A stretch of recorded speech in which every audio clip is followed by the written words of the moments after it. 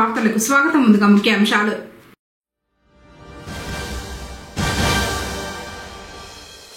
Fan గుర్తుకు vote వేసి సంక్షేమ సారథులకు తిరిగి పట్టం కడుదాం. ఎన్నికల ప్రచారంలో PRR వారియర్స్.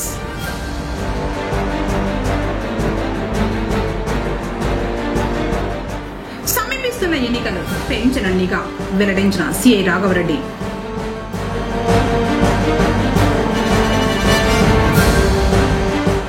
కార్నర్ సమావేశాలు నిర్వహిస్తున్న బీజేపీ వారు.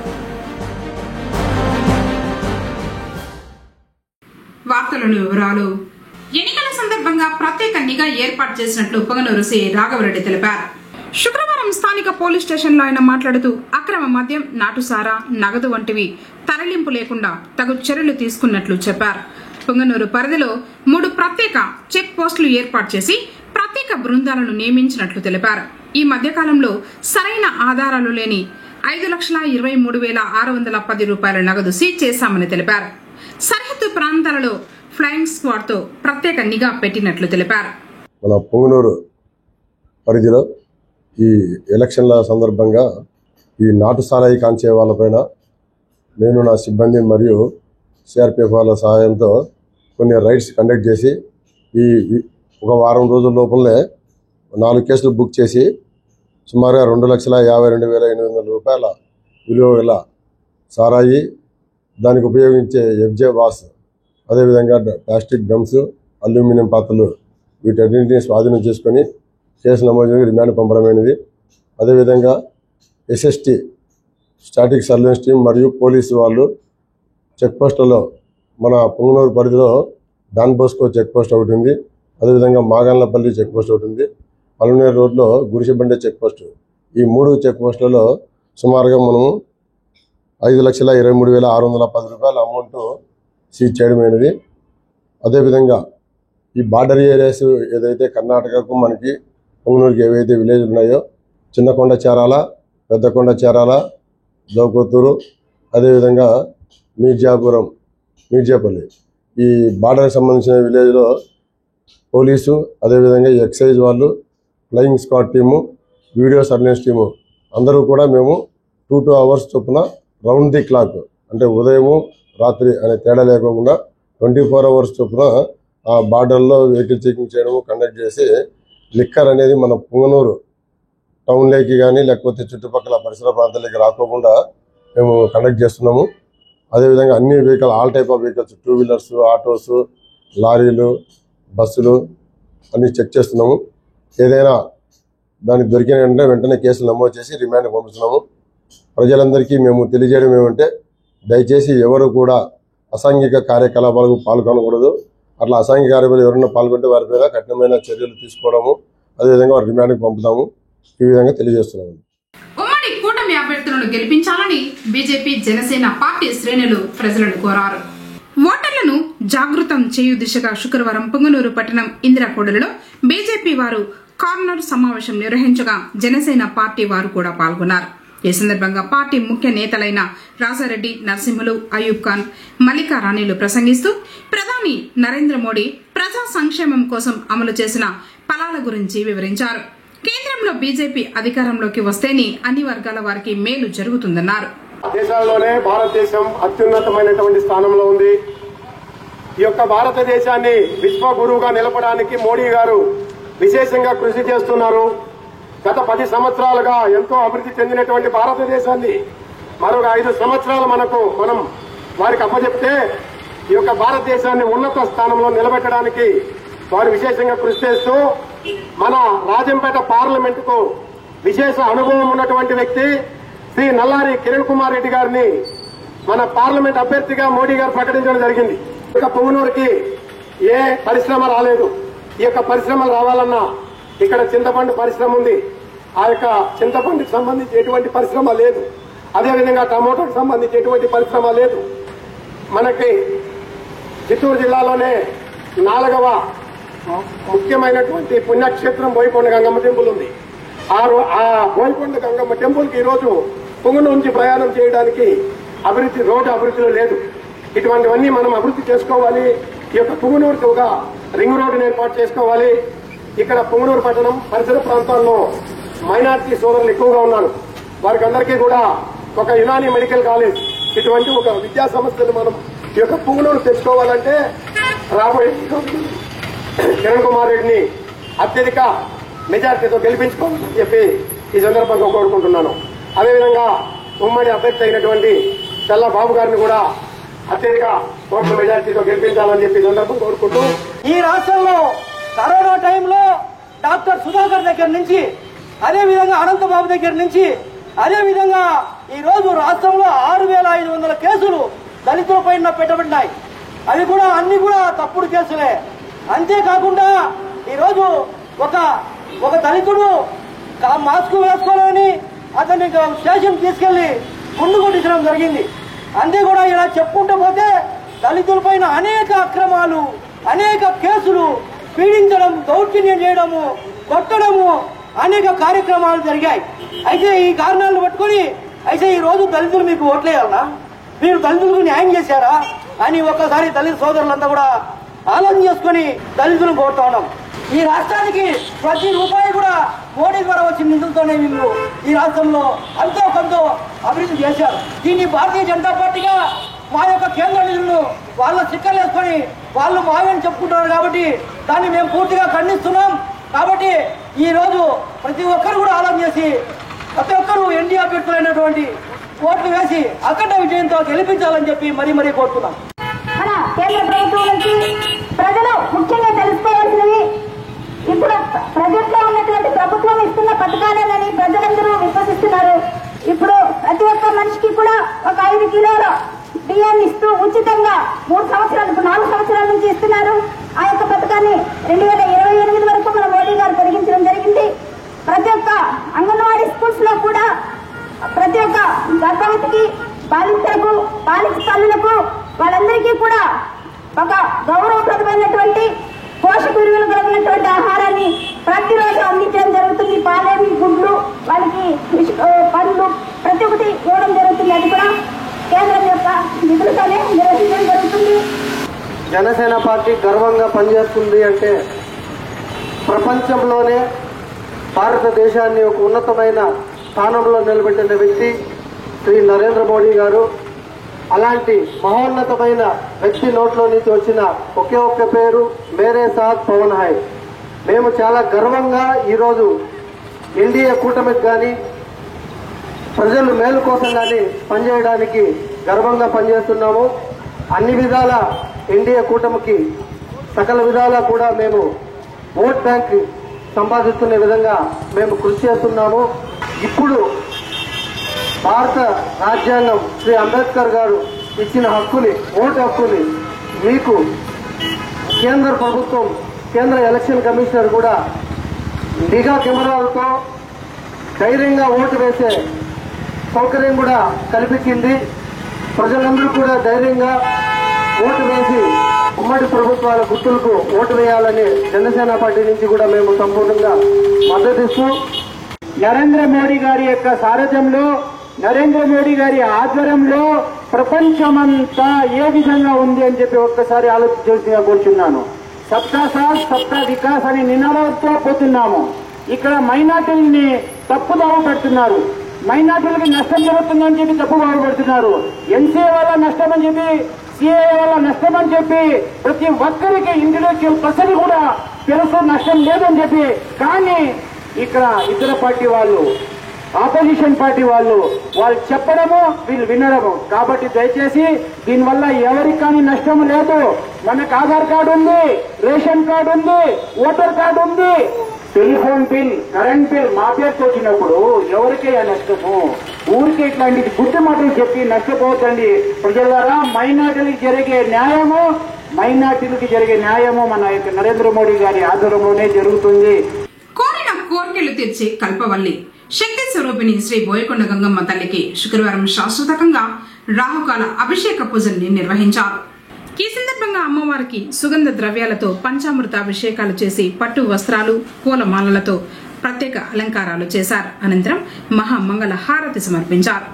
రాజకీయాల్లో విలువలకు, విశ్వసనీయతకు పెద్దపీట వేసి పొంగనూరు నియోజకవర్గ అభివృద్ధికి బాటలు వేసిన మంత్రి పెద్దిరెడ్డి రామచంద్రారెడ్డి, ఎంపీ పెద్దిరెడ్డి వెంకట మిథున్ రెడ్డిలను అత్యధిక మెజార్టీతో గెలిపించుకోవాల్సిన బాధ్యత పొంగనూరు ప్రజలపై ఉందని పీఆర్ఆర్ వారియర్స్ అంటున్నారు.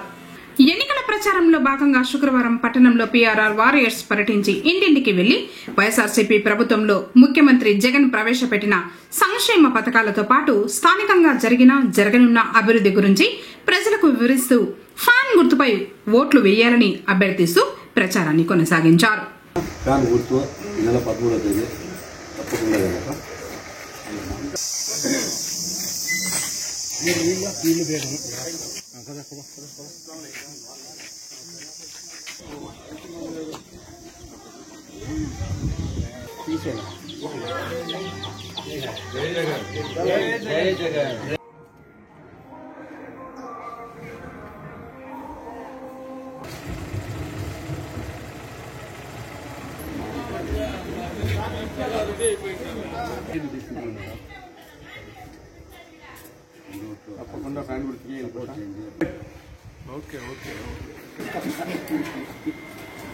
పీఆర్ఆర్ వారియర్స్ సైనికులమైనటువంటి మేము 3వ వార్డులో ఓటు అడగడానికి పర్యటించడం జరిగింది. అయితే అక్కడ స్థానికంగా ఉన్నటువంటి వాళ్ళు చెప్పిన మాటలు, వాళ్ళకి చేకూరినటువంటి లబ్ధి అత్యద్భుతమైనటువంటిది. సుమారు 70 లక్షల పైచీలకు వెచ్చించి అక్కడ ఆ వీధిలో ఇళ్ల మీదుగా వెళ్తున్నటువంటి తీగల్ని, కరెంట్ తీగల్ని తొలగించి అక్కడ గతంలో కూడా సుమారు 3-4 ఆ తీగల వల్ల మరణించడం జరిగింది. దాన్ని గుర్తించినటువంటి పెద్ద ఆయన అది 70 లక్షలు వెచ్చించి దాన్ని తీసి వేరే చుట్టూ మార్చడం జరిగింది అనే విషయాన్ని చెప్పారు.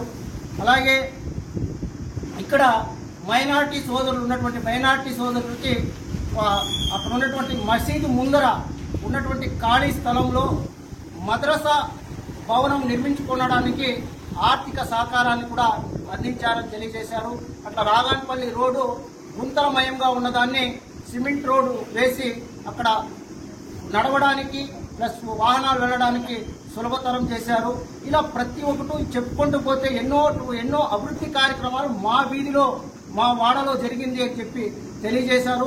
అలాగే ప్రతి వీధిలో కూడా, ప్రతి వాడలో కూడా మన పెద్దలైనటువంటి రామచంద్రారెడ్డి గారు ప్రతి అంశాన్ని గుర్తించి ప్రజల అడగని దాన్ని కూడా గుర్తించి వాళ్ళకందరికీను చేదోడువాదుడుగా నిలబడ్డారు. ఈ 5 సంవత్సరాల్లో ఒక స్వర్ణ యుగాన్ని కల్పించేటట్టు పుంగనూరుని అభివృద్ధి పథంలో తీసుకెళ్లారు.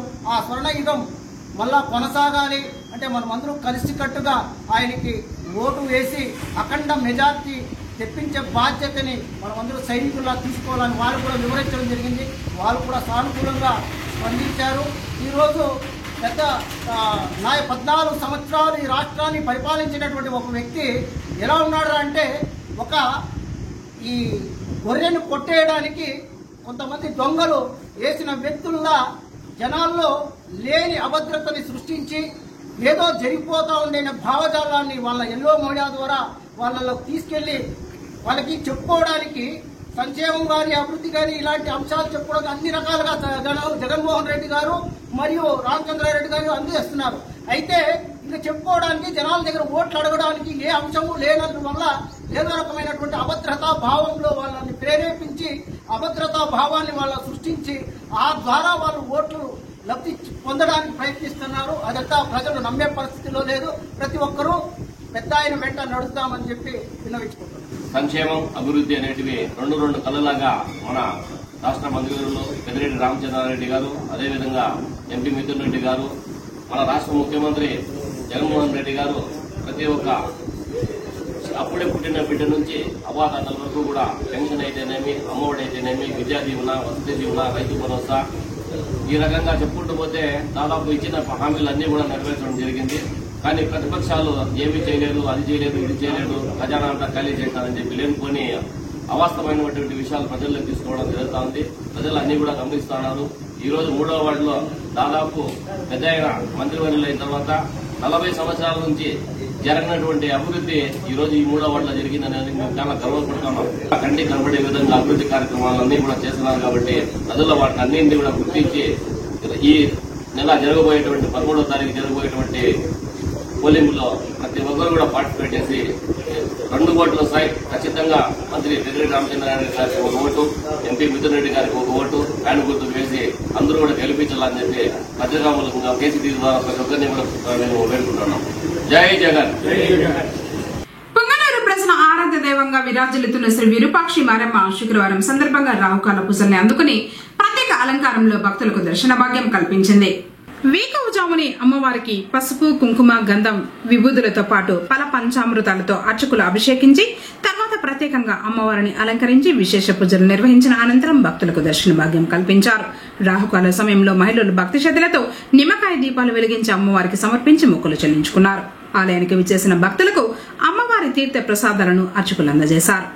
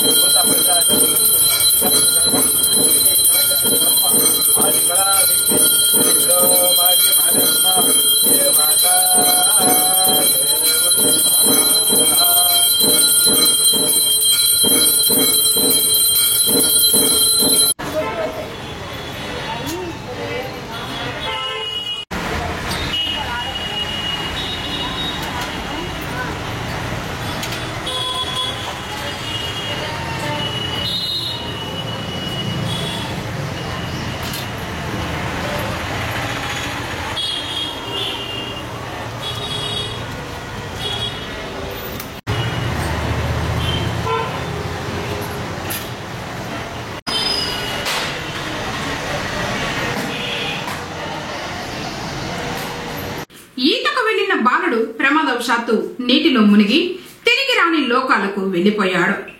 వివరాల్లోకి వెళ్తే అన్నమయ్య జిల్లా మదనపల్లి బసినికొండలో నివాసమున్న రాజాకుమారుడు 16 సంవత్సరాల జగదీష్ వేసవి సెలవుల్లో చిత్తూరు జిల్లా చౌడేపల్లి మండలం కాటిపేరి గ్రామంలో తమ బంధువుల ఇంటికి వచ్చిన అతను గ్రామానికి సమీపంలో ఉన్న బావిలో ఈత ఆడటానికి పిల్లలతో కలిసి వెళ్లగా ప్రమాదవశాత్తు బావిలో పడి నీటిలో మునిగిపోయిన విషయం తెలుసుకున్న బంధువులు అగ్నిమాపక శాఖ వారికి సమాచారం ఇవ్వగా వారు ఘటనా స్థలానికి చేరుకుని రెస్క్యూ ఆపరేషన్ చేసి బాలుడి మృతదేహాన్ని బయటకు తీశారు. పోలీసులు సంఘటనా స్థలానికి చేరుకుని వివరాలు సేకరించి కేసు దర్యాప్తు చేస్తున్నారు. జగదీష్ మృతదేహాన్ని చూసి తల్లిదండ్రులు, బంధువుల రోదన అందరినీ కంటతడి పెట్టించింది.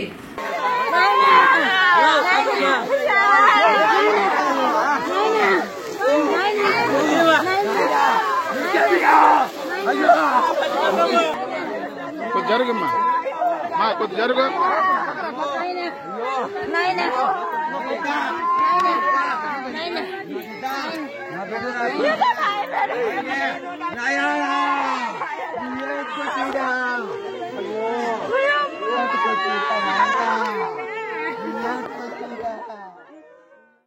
ప్రశాంత వాతావరణంలో ఎన్నికలు జరగాలంటే ప్రజల సహకారం అవసరమని సీఐ రాఘవరెడ్డి పేర్కొన్నారు. శుక్రవారం స్థానిక పోలీస్ స్టేషన్లోని ఆయన ఛాంబర్లో మాట్లాడుతూ ఎన్నికల నిర్వహణపై పోలీసు తరఫున చేపడుతున్న చర్యలు మరియు వేసవిలో పిల్లల విషయంలో తల్లిదండ్రులు తీసుకోవాల్సిన జాగ్రత్తల గురించి తెలియజేశారు. పొంగనూరు పట్టణం మరియు గ్రామీణ ప్రాంతాల వారు ముఖ్యంగా గమనించుకోవాల్సిందంటే ఎండాకాలం ఎండలు చాలా ఎక్కువగా ఉన్నవి. దయచేసి బయటికి వచ్చేటప్పుడు చాలా జాగ్రత్తలు తీసుకుంటూ, అదేవిధంగా ఈ సమ్మర్ కాబట్టి అందరికీ హాలిడేస్ వచ్చాయి. వారి యొక్క పిల్లలు స్విమ్మింగ్ కోసం అనిపోతూ చాలామంది బావులలో పడి చెరువులో పడి చనిపోతున్నారు. కావున వారి యొక్క తల్లిదండ్రులు చాలా జాగ్రత్తలు తీసుకున్నవాళ్ళను ఎవరైనా స్విమ్మింగ్ పోయేటప్పుడు దగ్గర ఉండి బెలూన్స్ కానీ లేకపోతే దానికి సంబంధించిన ఎక్విప్మెంట్ అన్ని జాగ్రత్తలు ఉంటేనే మాత్రం అలో చేయగలను. లేకపోతే ఎటువంటి పరిస్థితుల్లో కూడా స్విమ్మింగ్ అలో చేయకుండా తల్లిదండ్రుల బాధ్యత వహించవలను. ఈ మధ్యకాలంలో చాలామంది చెరువులో పడి చనిపోయారు. సో ఇదందరూ ప్రజలందరూ గమనించుకోవాలను. అదేవిధంగా రాబోయే అసెంబ్లీ మరియు జనరల్ ఎలక్షన్స్ మే 13 జరుగుతూ ఉన్నాయి కాబట్టి దానికి సంబంధించి కూడా ఓటర్లు క్యూ లైన్లో నిలబడేటప్పుడు వాళ్ళు సరైన జాగ్రత్తలు తీసుకోవాలను. అర్లీ మార్నింగ్ వచ్చి ఓటు వేసుకుంటే మంచిది. ముసలి వాళ్ళు, బాలింతలు, ఫిజికల్ హ్యాండిక్యాప్ పర్సన్స్ వాళ్ళందరూ కూడా అర్లీ అవర్స్లో ఎండ తక్కువ ఉండేటట్టు ఆ టైంలో వస్తే చాలా మంచిది. అదేవిధంగా ఎవరు కూడా ఈ క్యూ లైన్లో నిలబడుకునేటప్పుడు కానీ ఎలాంటి గొడవలు లేకోకుండా పోలీసు వారు ఏమైతే సూచనలు ఇస్తారో ఆ సూచనలకు అనుగుణంగా క్యూ లైన్ మెయింటైన్ చేస్తూ వారి యొక్క ఓటు వేసుకొని పోవలను. అదేవిధంగా కొన్ని పోలింగ్ స్టేషన్కి సంబంధించి విలేజ్ మధ్యలో ఉన్నాయి, అంటే హౌసెస్ మధ్యలో 100 మీటర్స్ పరిధిలో కూడా హౌసెస్ వస్తాయి. కాబట్టి దయచేసి 100 మీటర్స్ పరిధిలో ఉన్న ఇళ్లకు వాళ్ళకి తెలియజేసేది ఏమిటంటే, ఓటింగ్ జరిగే రోజు మే 13వ తారీఖున వాళ్ళ ఇంట్లో మనుషులు తప్ప వాళ్ళ బంధువులైనా కూడా వాళ్ళ ఇంట్లోకి రానికూడదు. ఆ ఒక్కరోజు ఓటింగ్ అయిపోయేంత వరకు ఎక్కడైతే ఓటింగ్ పరిసర ప్రాంతాలు ఉన్న ఇళ్లలో ఉన్నవారు వాళ్ళు మీడియా ముఖ్యంగా తెలియజేస్తున్నాము. ఎటువంటి పరిస్థితుల్లో కూడా వాళ్ళ ఫ్యామిలీ మెంబర్స్ కాకుండా వేరే అదర్స్ పర్సన్స్ని ఎటువంటి పరిస్థితుల్లో ఇళ్లలో ఉంచుకోకూడదు. ఎలక్షన్లు చాలా ప్రశాంతంగా మేము జరిపిస్తాము. అందుకు ప్రజల యొక్క సహకారం కావాలి ఖచ్చితంగా. ఎక్కడ ఏ చిన్న ఇష్యూ జరిగినా కూడా వెంటనే మాకు ఫోన్ చేస్తే ఎలాంటి సమస్యలు లేకుండా సార్ట్అవుట్ చేస్తాము. అదేవిధంగా మనకు కేంద్ర బలగాలు కూడా వచ్చి ఉన్నవి. రోజు మేము గ్రామాల్లో తిరుగుతున్నాము. Foot patrolling, flag march, vehicle checking, కార్డినెన్స్ చేస్తున్నాము. దయచేసి మేమంతా కూడా నిష్పక్షపాతంగా ఎలక్షన్లో పనిచేస్తాము. అదేవిధంగా ఎలాంటి సమస్యలు రాకుండా మేము ఉంటాము. మీ యొక్క ఓటును నిర్భయంగా ఓటు వేసుకోవచ్చు. దానికి మా వంతు సహకారం ఖచ్చితంగా సపోర్ట్ చేస్తాం. వార్తలు ముగించే ముందు ముఖ్యాంశాలు మరోసారి.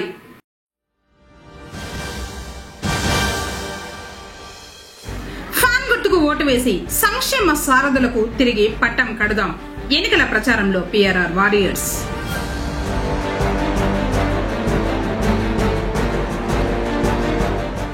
సమీపిస్తున్న ఎన్నికలు పెంచనన్నిగా వెల్లడించిన సిఐ రాఘవరెడ్డి.